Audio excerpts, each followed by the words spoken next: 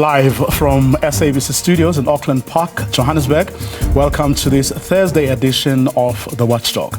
My name is Vuyam Vogo, and on the show tonight, by the community here into one of these areas where we understand these illegal zamazamas are operating. They're shouting Mbobo Vulega, and we'll try to get a little bit closer to here in terms of those visuals. Take you live inside here at the moment. All right. This is where they're saying some of the illegal zamazamas are. Kagiso on tenterhooks as the community of the West Rand Township stands together against illegal miners in the area. D-Day for Nelson Mandela Bay as councillors, a special sitting scheduled for tomorrow may just force them to co-govern. We speak to Salga's acting CEO, Lance Joel, who's going to detail what the law says and what may happen tomorrow. After 20 years, I live with no regrets, with a clear mind, with a commitment to build a better South Africa than the one that one inherited. And another black DA leader bites the dust. Mahashule Ghana tells me why. After 20 years of dedicated service to the official opposition, he's decided to unceremoniously dump his political hope. All that coming up in tonight's episode of The Watchdog, which starts now.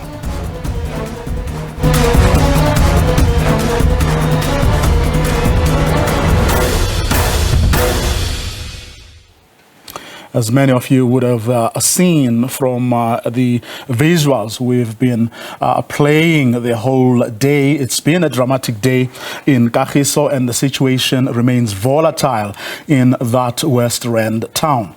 Scores of disgruntled residents have been protesting since the early hours of this morning.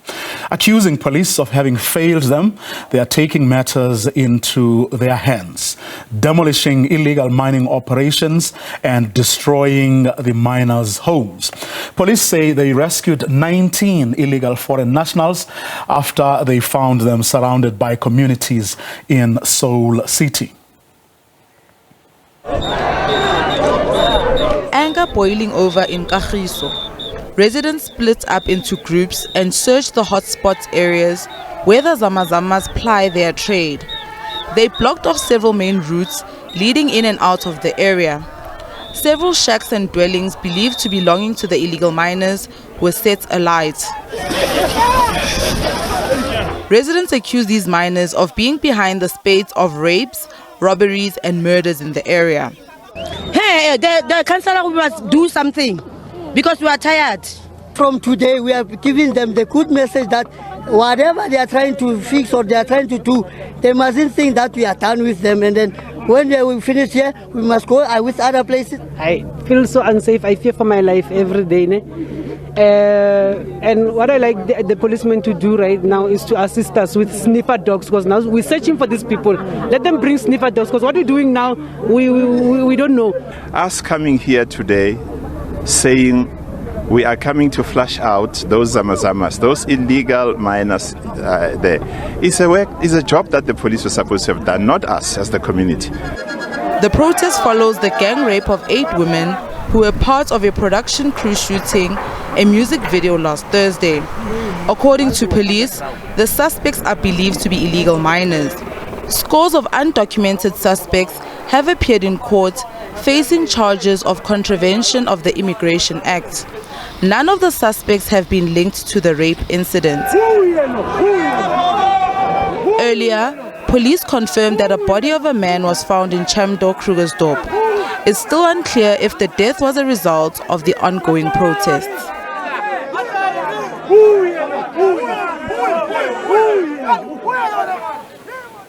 Well, for this evening's conversation on the Kagiso situation, please welcome community activist David Serojane.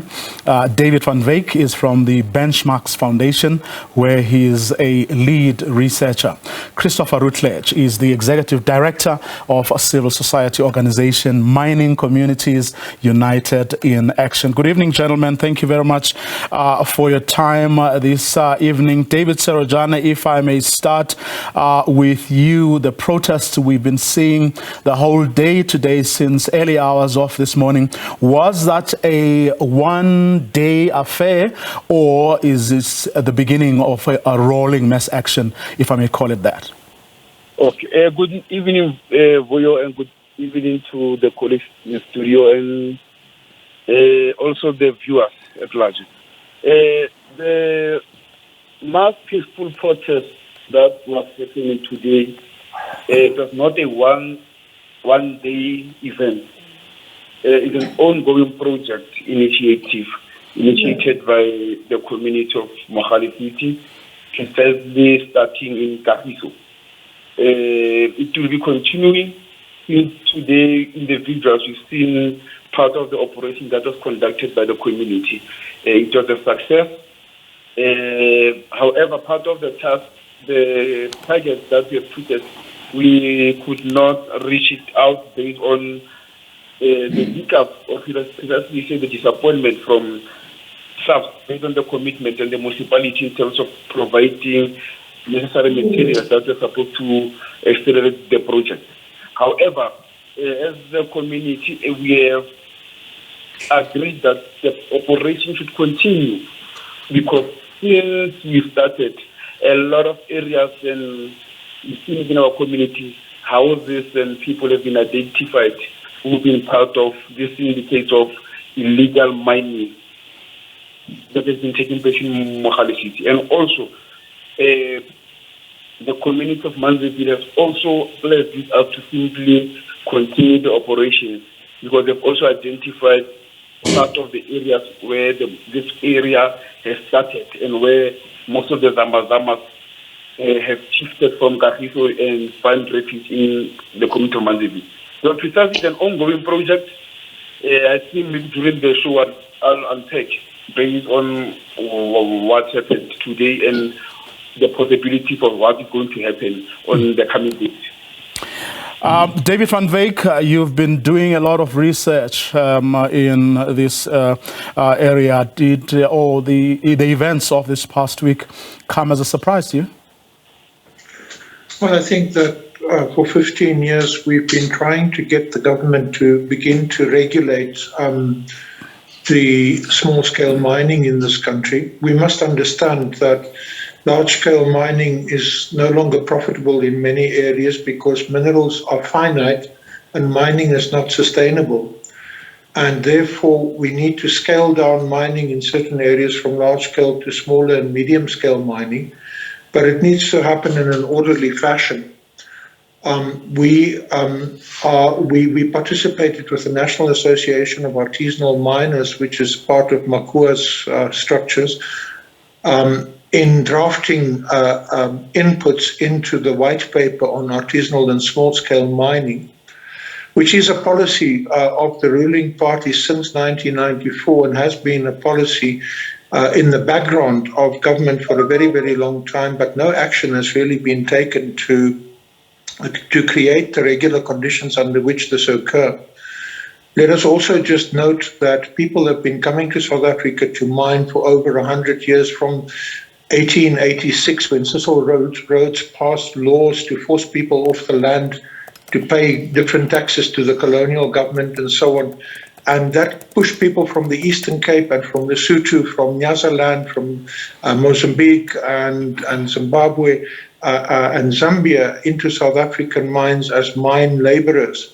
There was an alliance between maize and gold, where South Africans were pushed into the white farms, whereas the population from surrounding countries was pushed into the British mines. And we have now 6,000 abandoned mines over a 100-year period of mining. The reason why we have 6,000 abandoned mines is because mining companies simply disregard the Minerals Petroleum Resource Development Act, which requires that they actually close and rehabilitate operations once they leave. But in any case, small-scale mining can be of great benefit to communities.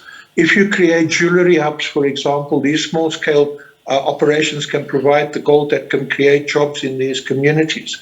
Most of these old mines had electricity substations. If you use the mine wasteland to generate solar electricity, you can actually have communities selling electricity back into the national grid, helping to overcome the current crisis that we're having in electricity.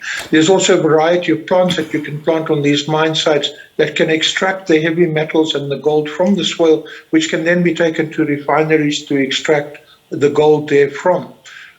If it is properly regulated and properly managed, it can also generate an income for the state through taxation and so on. So there's plenty that could be done, and we've been recommending that action be taken to regularize this and create opportunities, because many mining towns are dying. Belkom is dying, Klerksdorp is dying, Stilfontein is dying. Brakpan has already more or less died on the mining edge where it is, and so on.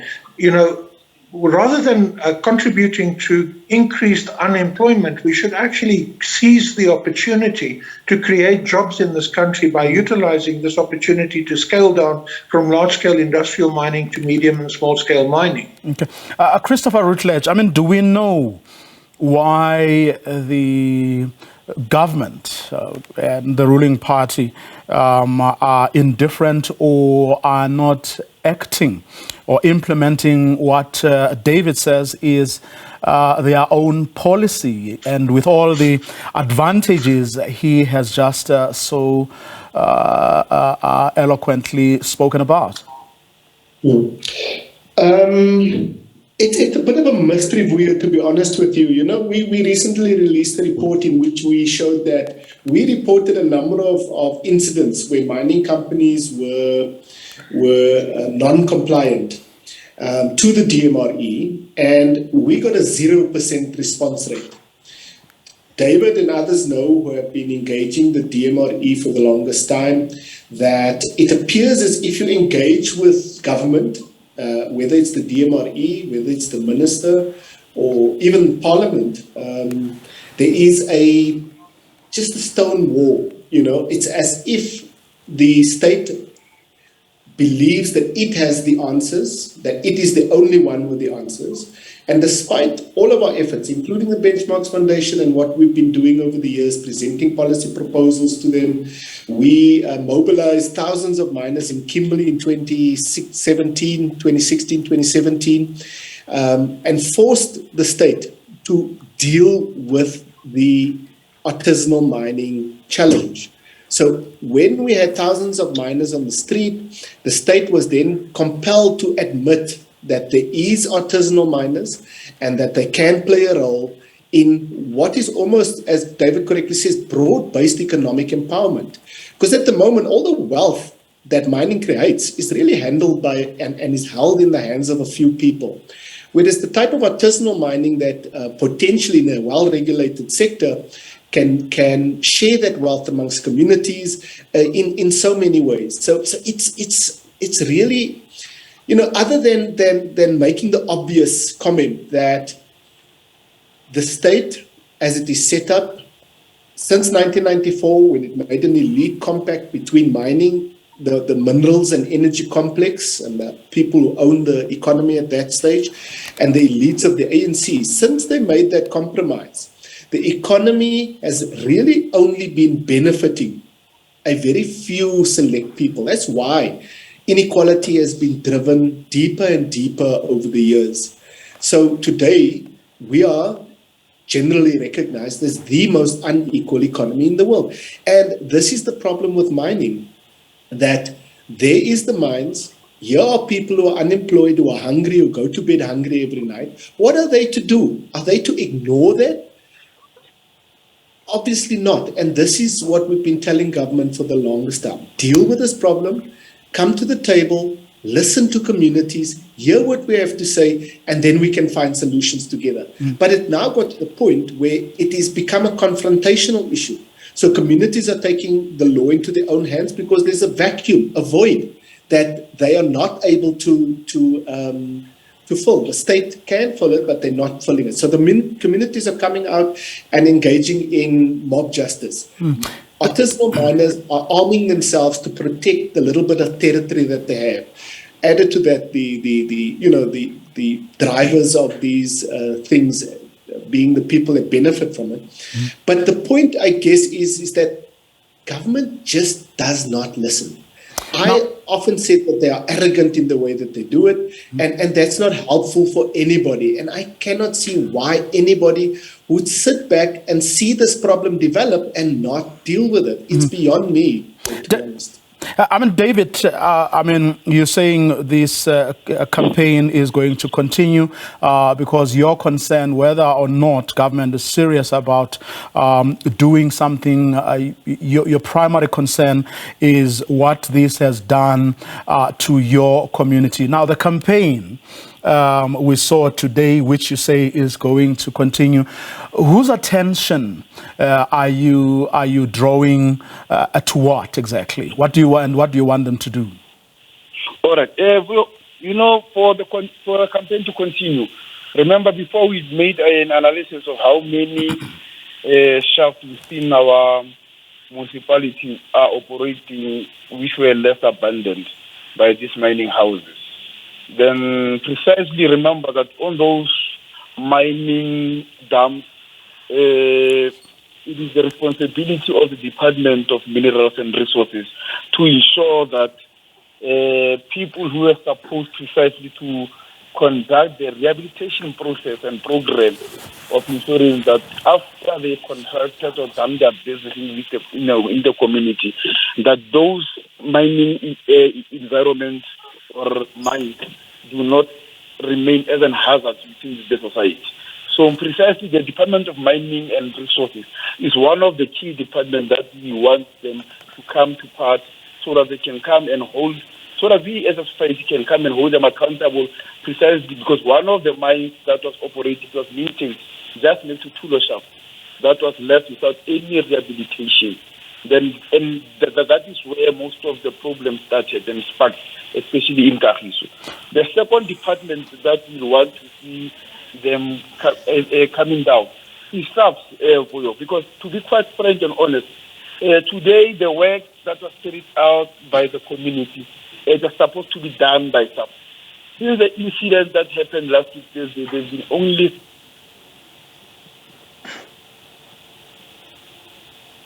Okay, we seem to have lost David there. I hope we'll be able to re-establish that line. David van Wyk, from previous conversations with the Department of Mineral Resources, have they been able to sort of detail in any meaningful way what the poor problems are, why they don't seem to be, or what in fact their attitude is towards small-scale mining? Well, I think that the problem in South Africa is that historically 5 big companies dominated mining in South Africa, and there was very little room for smaller companies or even for the indigenous population to participate in mining other than as cheap labor. And that attitude has continued, and the relationship between the Department of Minerals and the Minerals Council, the former mining Chamber of Mines, is hugely problematic because very often laws and policy was written by the Chamber of Mines for the government. Since the time of Cecil Rhodes and Paul Kruger, it's been like that. We've had a government captured by the mining industry since Cecil Rhodes abused his political office to push people off their land to go and work in his personal mines. But the problem in Kagiso is that about 5-6 years ago, Mintails obtained a mining license in that community, and the community was highly opposed to that license. Mintails the whole license was a bankrupt scam to basically plunder pension funds rather than to mine. It was basically to mine pension funds rather than to mine in the real world. And they simply abandoned their operation after they made their money. and they left 120 million rands environmental mess behind, which no one can pay. But however, having said that, there is 50 billion rands available in the department for mine closure and rehabilitation. And so a lot can be done. 10 billion of that is for Gauteng alone. So funds are available. But because the funds are managed by private fund managers, those funds will never get released because the private fund managers make money from the interest that they get on keeping that money as long as possible. A lot of the mine workers that become zamazamas are also trapped when the mines close down, because when they get retrenched, they don't get their pensions and so on, and they can't get back home to Mozambique, and they can't get back home to Lesotho and so on. We, over the last year, had to negotiate with Sibanye to send dead bodies home of workers who died from COVID during the COVID period, because they got abandoned by Aquarius mine. And we found them in a hostel where people were getting desperately sick because they were all packed into this building. And we actually had to negotiate over a prolonged period of time to get money from Sibanye to be able to send people home to Mozambique. That is how bad the situation is with the large mining companies and how they abuse the relationship that they have with this country. They make their money here, but they leave a mess behind. And until the Department of Mineral Resources begins to clamp down on mining companies that are abusing the country through not abiding by its laws, we are not going to get an improvement in the situation. We are currently working with the UCT and with the Department of Mineral Resources on concurrent and post-mining economics, because we are seeing that mining towns and so on are collapsing all around us, and there's no planning to take them beyond mining. And part of taking them beyond mining is actually to regularize small-scale mining and make sure that this generates an income and employment for people in those areas. Christopher, you said earlier that the government has been arrogant. Am I exaggerating things when I say you would have expected a lot better from a Minister of Mineral Resources who is a former General Secretary of the National Union of Mine Workers? Much, much better. Gwede Mantashe was our hero in the 80s when he was in the National Union of Mine Workers. So was Cyril Ramaphosa. So was many of the ANC cadres, they were our heroes. And it's sad to see that they have evolved into these technocratic, distant governors, of society in a way that they don't engage us. Gwede Mantashe set up a meeting with us once after Parliament mandated him to meet with us. And he set up the meeting. We were all ready to go. We brought in people from across the country. And then at the last minute, he cancelled. He hasn't ever come back to us since to apologize or to set up another meeting. Communities are so fed up that mining affected communities have now decided that we'll be going to Parliament on the 16th of August, on the day of the Marikana massacre. In light of all of what is happening, in light of the fact that the chairperson of the Portfolio Committee in Parliament on Mineral Resources and Energy came onto your show and made a commitment to meet with Makua around our report that we had wanted to present to them, and around the 50,000 signatures that we presented to them. And the Portfolio Committee chairperson has just not honored what he said on live national TV. And so we are going to Parliament, and communities will be sleeping outside Parliament in a sleep-in until Parliament comes to the communities and makes firm commitments on how we're going to address. How are we going to address the Zama issue? How are we going to address artisanal mining, free, prior and informed consent? How are we going to fix the sector? Because the sector cannot be fixed by arrogance. It cannot be fixed by people imagining that they have all the answers and that the communities are just cheap labor that must be abused and exploited whenever the whim takes them. So, communities are really fed up across the country. Just today, or was it yesterday in the Northwest, The minister is planning to have an indaba there in Sun City. And the communities are on the streets. They are protesting because there is just no connection between what people are experiencing and what government is doing. And until we fix that bridge, the country is not going, we are going to spiral down into what we're seeing, this lawless, Wild West kind of approach where everybody has got to take, are forced by circumstance, by lack of action, to take action for themselves. And that's not a good way to be. Okay, and it's actually gotten, very dangerous. Doesn't bode well for the future of the communities affected. Quick one, David van Wyk, if I may. We have run out of time. Have you been able to put a finger on, the cause or what lies behind what you said earlier? The fact, as you said, that a democratic government, 28 years into democracy, operates no differently from apartheid and colonial governments. It should be an anomaly, what you suggested, that the laws are being written by the mining industry, and a post-apartheid government hasn't been able to change that. Well, every single minister of mining and several ministers of the environment have simply moved through a revolving door onto the boards of major mining companies and into the shareholding structures of those companies. The mining charter was supposed to open up the mining industry to the indigenous population. It never did. It merely empowered a few individuals who got bought off by the major mining companies. And unfortunately, the moment that you are in a political office, but you're also looking forward to joining the board or the shareholding structure of a mining company, you are not going to actually play referee. You see, the Department of Mineral Resources is supposed to be a regulator, a referee in the game between mining companies and society to ensure that mining companies operate in the interest of society.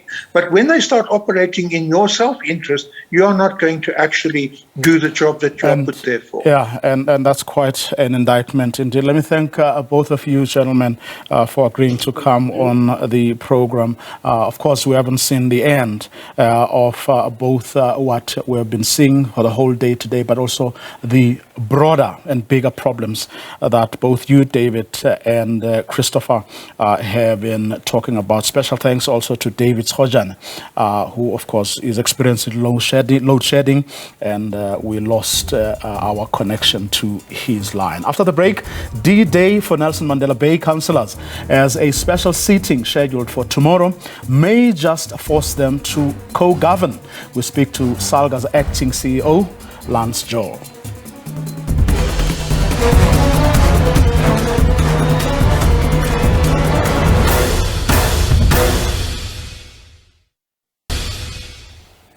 D-Day for Nelson Mandela Bay councillors, a special sitting scheduled tomorrow may just force them to co-govern. That's, of course, if interpretation of the statutes is a correct one. But no one knows this better than the acting CEO of the South African Local Government Association, and that's Lance Joel, who joins us on the line from Gqeberha, where that special sitting is set to take place tomorrow morning.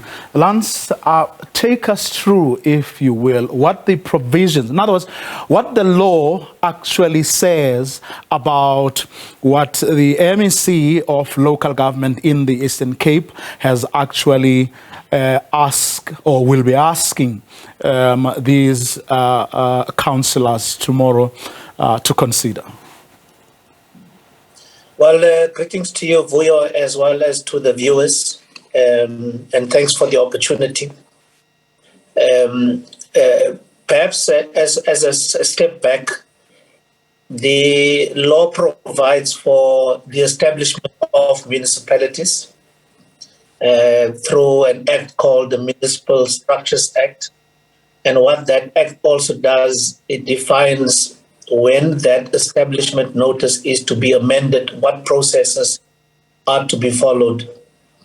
And the establishment notice, for the benefit of the viewers, essentially is the blueprint for the municipality. So it will detail the whether it's a metropolitan, local, or district municipality, whether it's a collective executive municipality, or whether it's an executive mayoral executive municipality, the boundaries of the municipality, its name, the number of councillors, the number of wards, etc. So that's what the establishment notice details. And the MEC for cooperative governance in the Eastern Cape province communicated with the municipality advising that there's an intention to amend that notice, and central to it is amending the type of municipality, whether it is governed through an executive mayoral system as it currently is, and amending that to a collective executive system, which is a totally different system to what currently applies. So there are 3 steps to be followed. The MSC communicates the intent, which has now been done. The second step would be to consult with the municipality on the actual wording of that intent through the Gazette. The last part, the last step would be to then publish it for public comment. So those are the 3 steps that are to be followed, and we are now only at step 1. And the law also requires that SALGA, as the representative voice of municipalities, must be consulted in addition to the affected municipality being consulted. And that's the process that's unfolding as we speak. And it is, of course, important to point out that things have come to this because political parties, I mean, the November 1 poll gave that metro a hung council.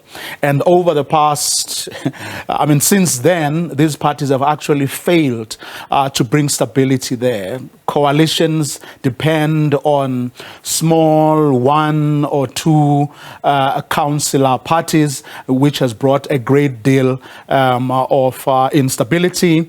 And none of these coalitions, whether one was led by the ANC or the other one at a different time, it was led by the DA, none of those arrangements have brought stability in that part of our country. And that's the background to why the MEC has then decided to embark on what you've just described. Yes, indeed. The outcome of the November 2021 elections in Nelson Mandela Bay, but also in 85 other municipalities, has created an arrangement of coalitions. And when we zoom into the Nelson Mandela Bay scenario, indeed, the reasons advanced by the MEC in the province are 4. The first one, there is reference to political instability in the municipality. Secondly, there is a strong reason that the dysfunctionality of the mayoral committee, but also the Section 80 committees, are contributing towards the MEC considering this path.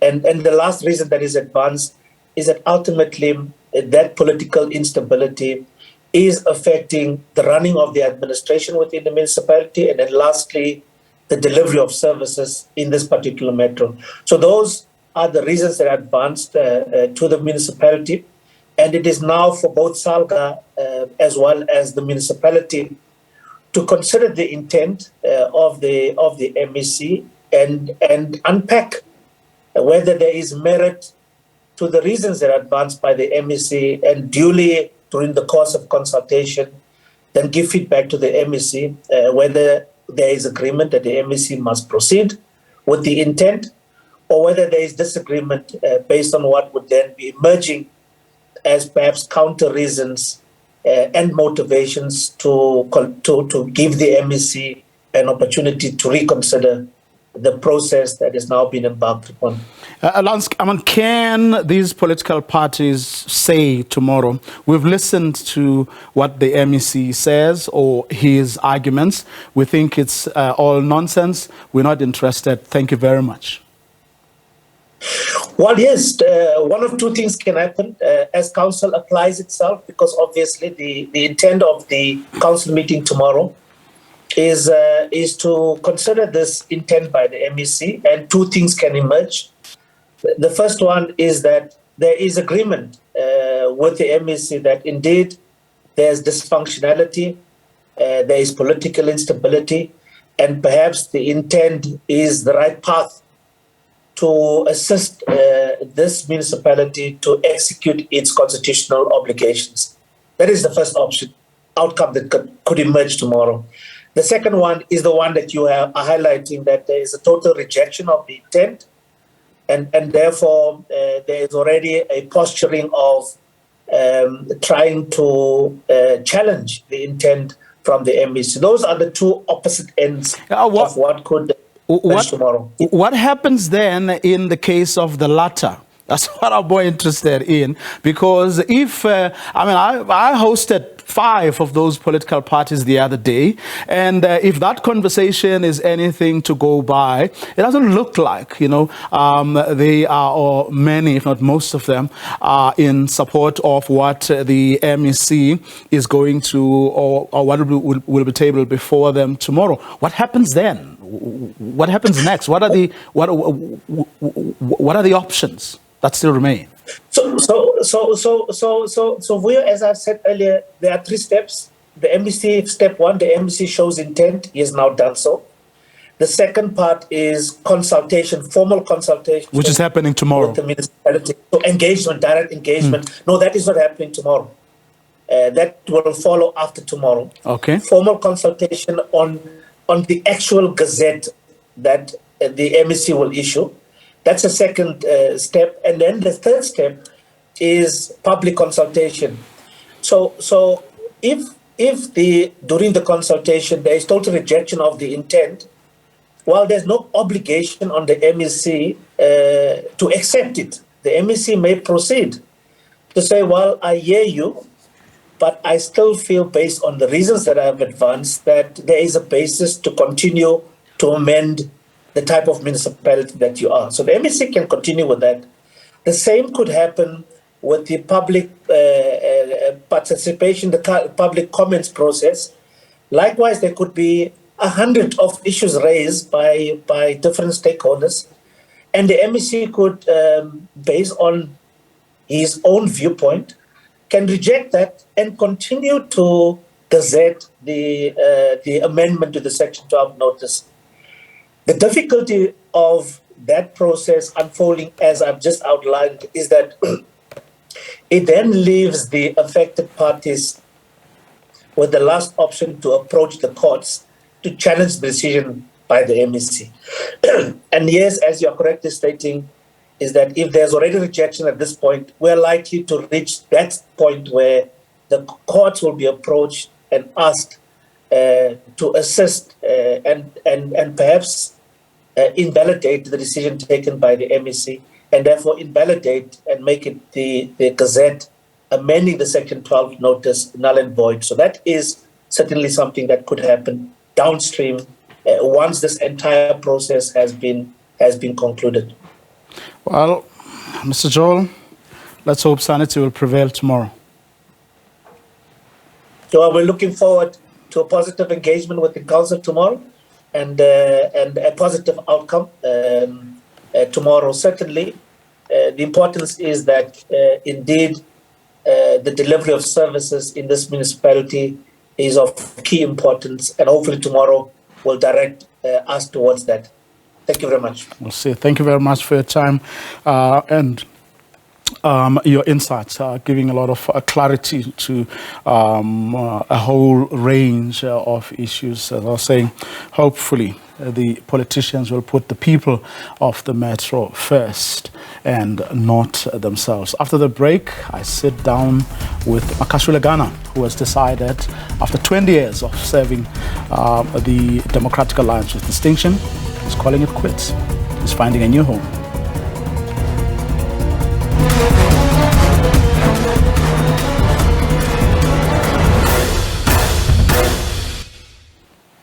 Well, after 20 years being with the Democratic Alliance, Makashule Ghana, former MP, former MPL, former youth leader, even you served this party in so many, capacities. And today you just decided, I'm out of here. Yeah, I mean, Vuyo, and good evening to you. Good evening to the viewers. It's been a decision that one has been thinking about. I ran a number of kilometers on the road, trying to reflect, trying to process it, because it's not easy to sever ties after 20 years. You must first have conversations with yourself, because change. Why? What was happening? What was eating you up? What was troubling you? What was troubling me most is the state of South Africa, the state of our politics, the state of just generally. If you look at the hopelessness in society, how not the state of your party. There's that part, but the starting point for me, it's about what's happening in South Africa. I don't just take my decision based on what's happening in the party. It's say, all right, what's happening in South Africa? Obviously, there are things that in the party, call it in the recent past, wherein we or the party lost the drive or the ambition to expand, to grow, to become something bigger than it is. And that for me they say no. And I mean, I had conversation with a number of people internal to say there needs to be a way that the DA needs to expand, but I did not find that kind of desire, that kind of appetite, that kind of ambition that existed, say. Well, John Steenhuisen says it's still there. Helen Zille says it's still there, and that's what they are working towards. Where do you differ with them? I'll give you an example. Before I came here now, we were talking about Nelson Mandela Bay. 4 weeks ago, there were by-elections in Nelson Mandela Bay. KwaNobuhle. The DA did not contest. The DA did not contest, but it wants to lead the metro. You don't contest in the metro that you want to lead. That's where I start saying, where's the ambition? There were times, there were times that the DA will go and contest in the Northwest, will go contest in Mpumalanga, will go to Bushbuck Ridge, will go to Tzaneen, contest, even where the starting point would have been like 1% and then what or 2%. For some reason, it's like that ambition. That's why I'm saying the ambition, the drive, kind of escaped the DA, and now it's like to try to consolidate. And I look at South Africa, I look at where South Africa is. Unpack that. What do you mean by ambition? When you say it's ambition, what do you mean?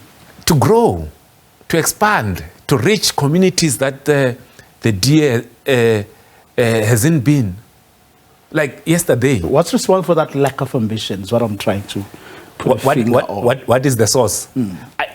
I don't know, maybe it's the scare after the 2019 elections, where for the first time since 1994, the DA suffered a tiny loss, the tiniest of losses the DA suffered. But I believe that there was a bit of overreaction on those elections. But somehow... Do you think Mmusi Maimane was unfairly blamed for that loss? He was. Who should have taken responsibility instead? I think everyone, but I don't think it necessitated the kind of reaction. No, people behaved as if like it was the end. It was the end of the world. And for me, and as you will know that I was part of the campaign, I mean, I went to villages, townships across the country. There's no province that I didn't go then. And the kind of reception that the DA was getting. And I remember talking to one of the leaders to say, you know what, we have built a solid base here. We can only go upwards. But what then do you think blaming Musi did? In light of what the lack of ambition that you're saying is now what you're saying? No, I think people generally felt like, no, man, we need to consolidate. And consolidation means that you don't contest in KwaNobuhle when there's a by-election. Consolidation means you don't contest in Mfolos when there's a by-election. That's obviously weird. I mean, you can't really say. Yeah, but do you think there was a deliberateness about not contesting your KwaNobuhles? Oh, it's a decision that you take. It's not prescribed in law. It's a decision that you take. So maybe inefficiency, or someone dropped the ball. No, do you think they were deliberate about it? It's a deliberate not doing. It's a deliberate non-action. To what end, though? To achieve what? Why would you do that? I don't know. They can answer for themselves. But what do you think? Maybe they might. The leadership of the Eastern Cape, together with the National, felt that no, maybe we're not going to grow. But you know, sometimes a seed you plant it today, it might not grow tomorrow. You need to water it. By being absent in a by-election, you are telling there might be 100 people that voted for you in the last election. But by being absent, you are saying that no, we don't even. You 100 who voted for me in the last election, you don't matter that much. Before taking... Yes, those are some of the things, but I'm not saying that the by-election in KwaNobuhle was the what got me to... Yeah, no. I mean, like, by that time, I think my decision was made. Before taking your decision, did you have any conversations with some of the people you worked with? Did you have any conversations with your Mbali Ntulis, for example? Did you have any conversation with Herman Mashaba? Did you have any conversation with Musi Maimane? Before taking my decision, like asking them. I'm just chatting as former colleagues. I mean, or people who work together. We talk, but I never consulted them. Not to consult in the sense of before taking your decision, you needed their advice or view. But have you had conversations with them about, in other words, where you were able to share your frustrations, talk about the problems that were once... Yeah, I mean, the leaders that I will talk to, generally the state of politics. Because for me, Vuyo, I'm not in politics just for myself. I'm not in politics for status or anything. I'm in politics for South Africa. And I see now this country is sinking. And if we don't do something now, 5 years, 10 years down the line, there will be no country to speak of. If we think that what's currently happening to the north of Limpopo, in Zimbabwe, in Malawi, in other countries where people are actually living, running away, living their lives that they've known, running away to come to South Africa. If we think it won't happen here, and we just want to see it and, tweet and only, call radio shows, it's time to do something. It's time to do something. And I have said in my statement, and this is something that I believe, none of the current political parties, the culture that they have, will take South Africa forward. That's why I'm not joining any of them, because I think South Africa at this particular moment need a complete change, need a complete new political culture in the scene than the one that has existed.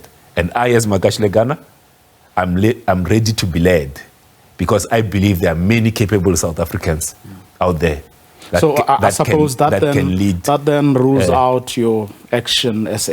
Everything that exists on the table. That then rules out Musi Maimane's initiative. Yes. Which takes you to?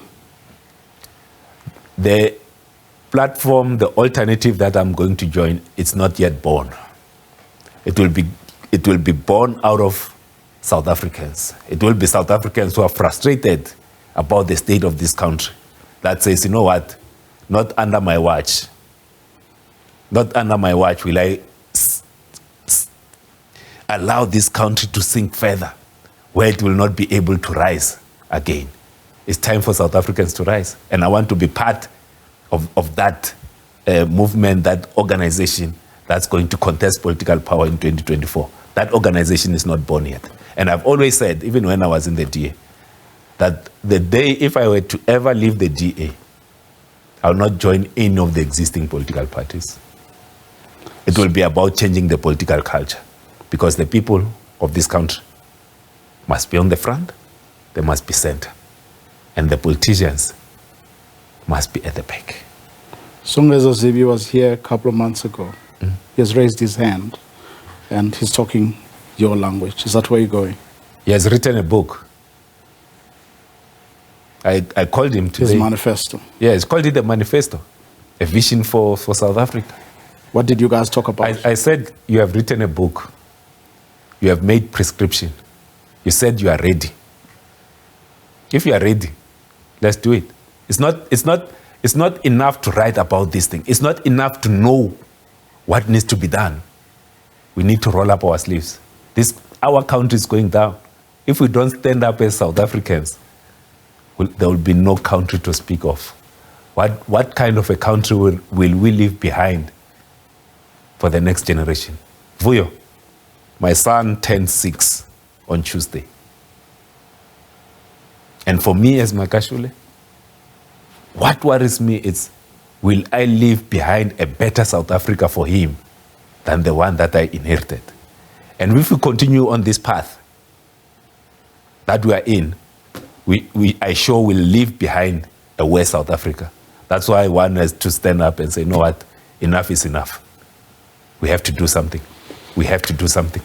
Well, all I can say is best of luck. Thank you very much. Thanks very much for your time. Thank you. Makashule Ghana, former MP, former MPL, former youth leader of the Democratic Alliance, who has left the official opposition after 20 years of dedicated service to them. That's our show for tonight. Do join us again tomorrow night, same time. Have a good night.